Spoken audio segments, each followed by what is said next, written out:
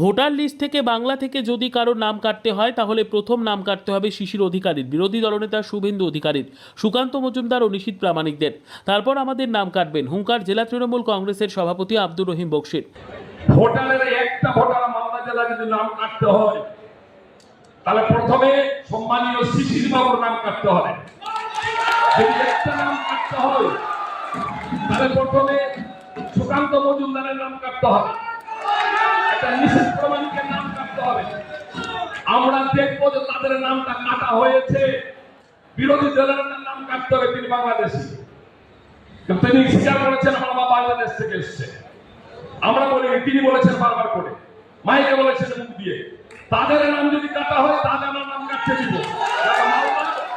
তার দাবি এরা সব বাংলাদেশি, আমরা জয় বাংলা বলবো, এতে যদি কারুর রাগ হয় সে পাষণ্ড, সে একটা সার। কার্যত শুভেন্দু অধিকারীকে প্রকাশ্য মঞ্চ থেকে পাষণ্ড সার বলে কটাক্ষ ইংরেজবাজার পৌরসভার ভাইস চেয়ারম্যান সুমালা আগরওয়ালের। আমাদের এইটাও আছে, জয় বাংলা শুনে যদি কারোর রাগ হয় তারা পাগল হতে পারে, তারা সার হয়ে গুছিয়ে দিতে পারে, কিন্তু আমাদের গলার স্বর শব্দ হবে না।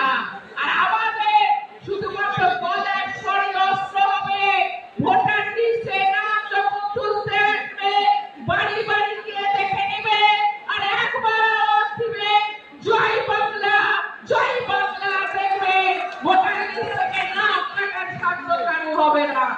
তৃণমূল ছাত্র পরিষদের প্রতিষ্ঠা দিবসের প্রস্তুতি সভার মঞ্চ থেকে বিরোধী দলনেতার উদ্দেশ্যে তীব্র কটূক্তি একের পর এক জেলা তৃণমূল নেতা নেত্রীর। এ নিয়ে তাদেরকে প্রশ্ন করা হলে তারা বলেন, যা বলেছে সঠিক বলেছে।